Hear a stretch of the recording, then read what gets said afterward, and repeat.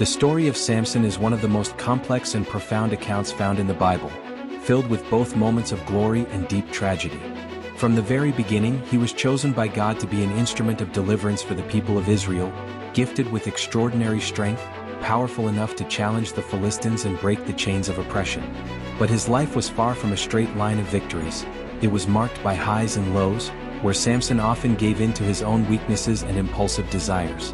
His story offers powerful lessons about faith, redemption, and the true meaning of strength. It all began with a promise.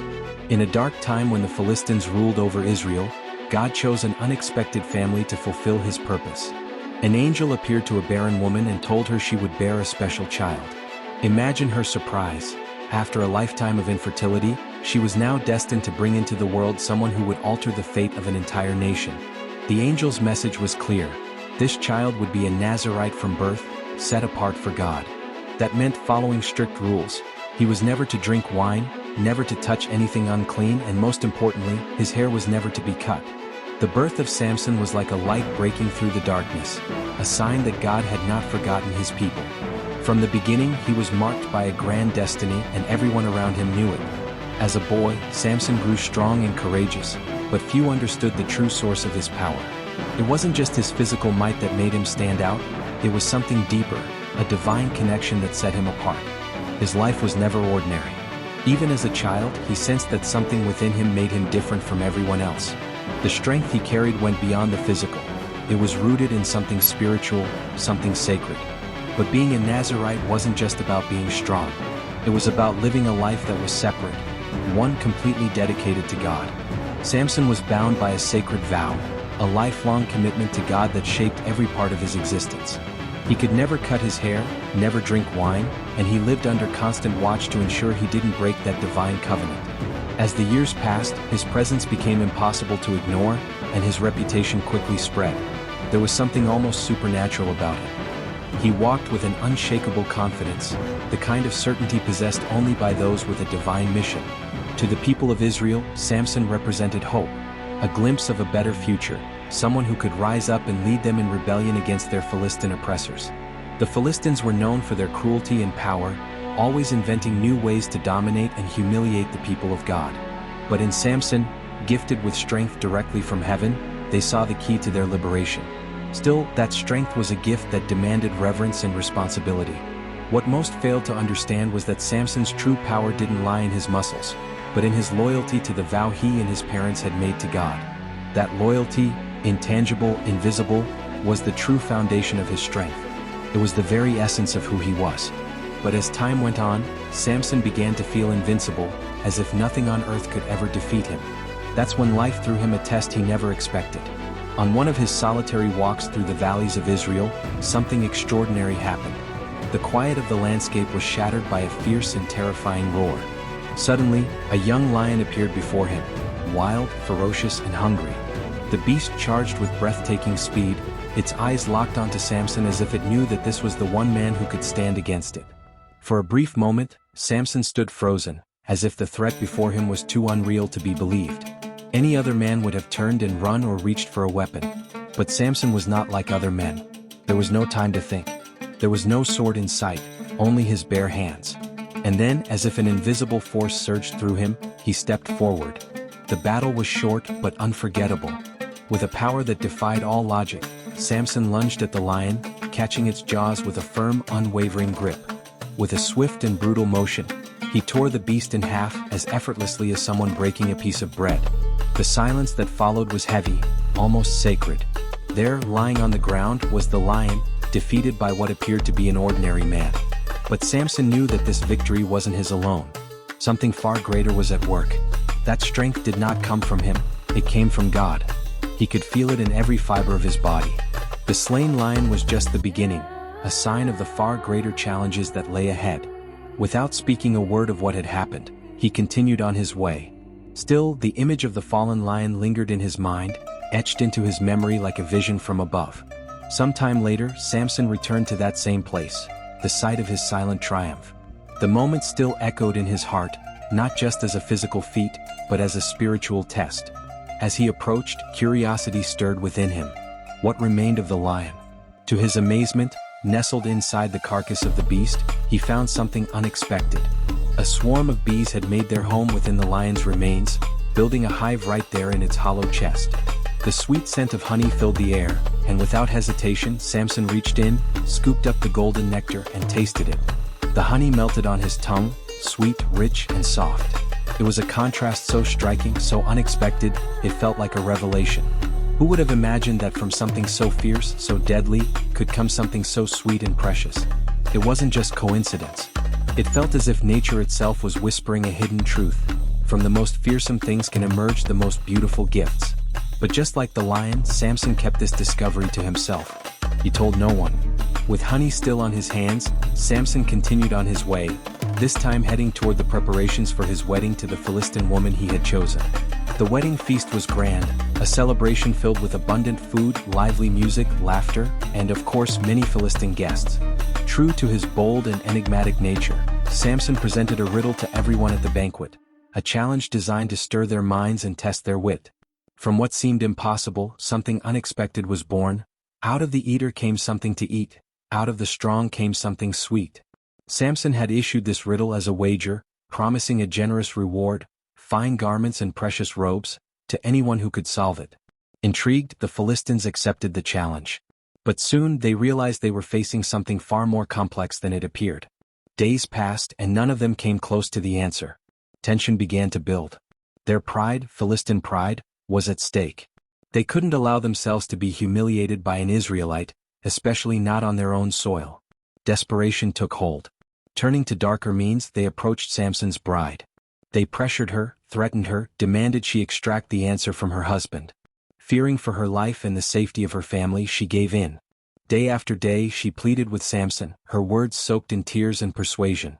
She reminded him that they were one now, that nothing should be hidden between them. At first, Samson resisted. He knew this riddle wasn't just a clever trick, it was a reflection of the strength and mystery of what God had done in his life. But worn down by her relentless pleading, he eventually gave in. He whispered the answer to her, and she, in turn, passed it on to the Philistines. When the guests suddenly announced the correct answer to the riddle, Samson felt the sting of betrayal. He knew there was no way they could have solved it on their own. His wife had deceived him. The sweetness of honey was now replaced by the bitterness of treachery. A deep sense of injustice burned within him, fueling a fury that had just begun to rise. And Samson was not a man who accepted defeat easily. With his unmatched strength and cunning mind, he plotted a revenge the Philistines could never have foreseen. He headed to the fields, a fire burning in his eyes. What he was about to do would be etched into history. He caught 300 foxes, an incredible feat on its own, and with bold precision he tied torches to their tails, pairing them 2 by 2. As night fell and darkness blanketed the land, Samson set the torches ablaze and released the foxes into the Philistine fields. Chaos erupted. The flaming tails whipped through golden fields of grain, through lush vineyards and groves heavy with olives. The fire spread like a curse. In just a few hours, what had once been the Philistines' harvest and hope was reduced to ashes. The smoke curled into the heavens and panic spread like the fire itself. Samson's revenge was not just destructive, it was terrifying. It wasn't the sword that spoke, but fire. A clear message: no one would mock Samson and walk away unscathed. But the blaze he unleashed was not just in the fields. It burned in the hearts of the Philistines too. Their hatred grew fierce and focused. They vowed to catch him. A manhunt began. Fueled by rage, the Philistines marched to Judah, demanding Samson be handed over. Fear gripped the Israelites. The threat was too great. The only way to avoid a massacre was to comply. 1,000 men climbed to the cave of Etam, where Samson had gone to hide. When they found him, their words were filled with desperation. "We don't want to harm you, but if you resist, they'll destroy us all." Samson, towering and calm, agreed to surrender, on one condition: they must not kill him themselves. They were only to bind him and deliver him to the Philistines. He would face them on his own terms. And so, Samson was bound with strong cords and delivered into the hands of his enemies. The Philistines received him with shouts of triumph, believing they had finally defeated the man they feared most. But once again they underestimated the power of Samson. As the Philistines drew near, celebrating their capture, the Spirit of God descended upon him, renewing his strength. The ropes that bound him snapped as if they were made of burnt flax. With no weapon in sight, Samson's eyes fell upon the jawbone of a donkey lying nearby. Exhausted from his earlier victory, Samson grabbed the jawbone and, with a surge of divine fury, struck down 1,000 Philistines who encircled him. The ground was littered with the fallen, and Samson's victory seemed unsurpassable. But after slaying 1,000 men with nothing but a donkey's jawbone, Samson was drained, his body nearly spent. The dust still hung in the air, and the bodies of his enemies were scattered across the field. Yet, in this moment of triumph, a new torment arose. An overwhelming thirst seized him, as if every fiber of his being cried out for water. He scanned the barren field, desperate for a source of relief, but there was none in sight. Desperation gripped him. For the first time in a long while, Samson felt vulnerable. He cried out to God, his voice echoing through the valley, "Lord, you gave me this great victory, but now I am about to die of thirst, and I will be captured by my enemies." His words reverberated across the land. In response to his plea, God caused a crack to appear in the earth, and water began to flow from it. Samson drank deeply, and instantly his strength was renewed. Once again he knew that his power had never come from himself. It had always been tied to his connection with God. But despite this victory, temptation was never far behind. Guided by his impulses and desires, Samson crossed paths with Delilah. She was no ordinary woman. Delilah possessed a seductive beauty that drew Samson in like never before. Despite all the victories he had achieved, Samson failed to see the danger looming over him. Enchanted by her, he was unaware that the Philistine leaders were already preparing to use Delilah as their weapon against him. The spell Delilah cast on Samson was undeniable. The man who had faced lions and 1,000 men was now utterly captivated by the charm of a woman whose beauty and cunning held him in a way no battle ever had. However, Delilah was not there just for Samson. The Philistine leaders, determined to destroy the man who had humiliated them time and again, offered her a fortune in silver to discover the secret of his strength. And so, Delilah began a dangerous game, a game of seduction and persistence. At first, Samson revealed nothing. He played along, perhaps believing that he was in control. When Delilah, with her sweet gaze, asked him what the secret to his strength was, he lied. First, he said that if he were bound with fresh ropes he would lose his strength. She tried it and he broke the ropes easily. Then he said that 7 new cords would weaken him, but once again he shattered the spell. Delilah, however, did not give up. She used sweet words, pressed him, and insisted until Samson began to tire of her persistence. Maybe, confident in his invincibility, he failed to see the true danger. She tormented him day and night, like a constant stream slowly wearing away a stone. Little by little, Samson began to weaken, becoming more and more vulnerable to her seduction. Until, in a moment of weakness and exhaustion, Samson confessed the truth. "My strength is in my hair. From the moment of my birth, it has never been cut, for I am a Nazirite consecrated to God. If it is cut, I will be as weak as any other man." And that was when everything began to unravel. Samson, sleeping in Delilah's lap, was completely vulnerable. It was an astonishing contrast. The strongest man in Israel, the one who had destroyed entire armies, now rested peacefully, unaware of the danger surrounding him. While he slept, Delilah, with cold and precise hands, cut the 7 braids of his hair. With each strand that fell, Samson's divine strength silently faded away. When the last lock touched the floor, he was no longer the invincible man they had once feared. Delilah, satisfied, called for the Philistines, who were already waiting in the shadows. They flooded the room swiftly, and before Samson could react, they bound him. When he tried to break free, something was different. The strength that had always been with him, the unwavering confidence he carried, was gone. He tugged at the ropes, but this time they didn't break. The feeling of helplessness washed over him. In that moment, Samson realized he had broken the sacred promise he had made with God. The power that once set him apart from other men had now left him. The Philistines, seizing his weakness, not only captured him but also blinded him. They gouged out his eyes, plunging him into a physical darkness that mirrored the spiritual blindness that had brought him to this point. Samson, the man who had once been feared by all, was now led away as a prisoner, humiliated and defeated. They dragged him to Gaza, where he was chained and forced to work, grinding grain like an animal. The strength that had once been his glory now seemed like a distant memory. While Samson was imprisoned, chained, humiliated, and blind, the days dragged slowly by. He, who had once been the terror of the Philistines, now found himself reduced to a prisoner, turning the millstone like a beast. But, as much as the Philistines believed they had completely destroyed the man who once challenged them, something subtle and almost imperceptible began to happen. Samson's hair, the very locks that had been cut, began to grow again.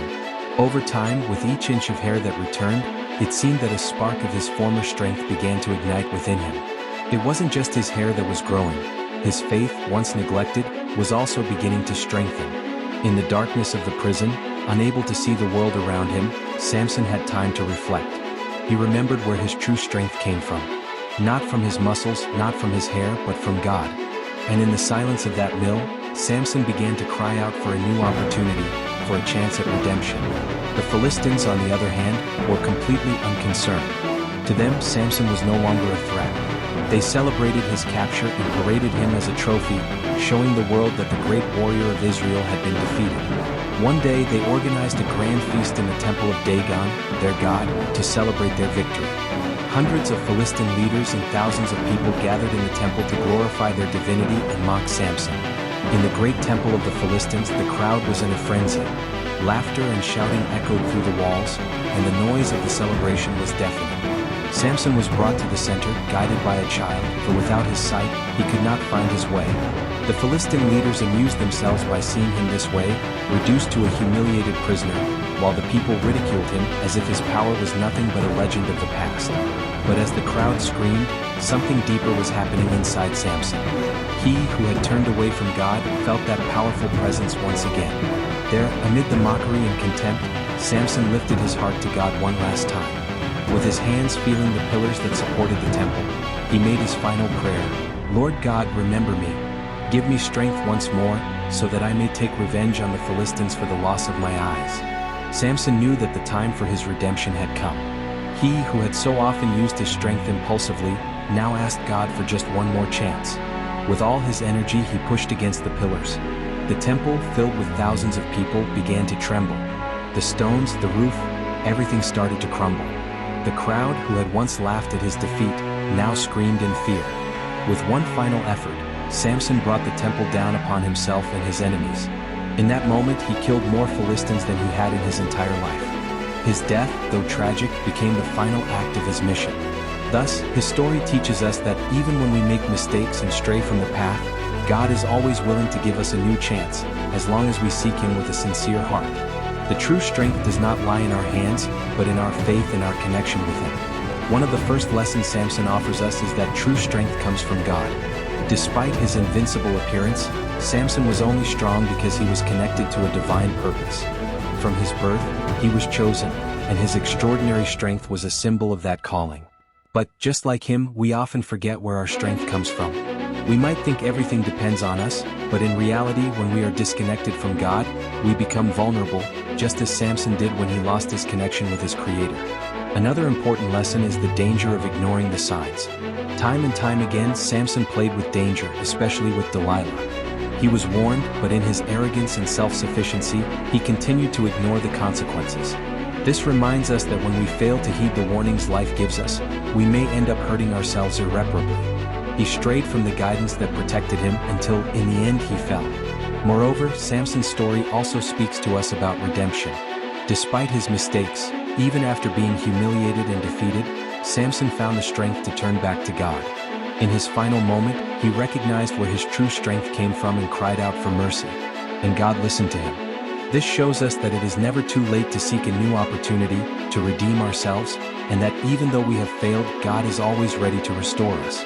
Finally, Samson's life reminds us that our gifts and talents must be used with wisdom and responsibility. He had it all: strength, a divine calling, a clear purpose, but on several occasions he let his impulses and desires steer him away from that purpose. And how often do we do the same? If you enjoyed the story of Samson and want to continue discovering other stories of faith and overcoming, don't forget to hit like on this video and share it with those you love.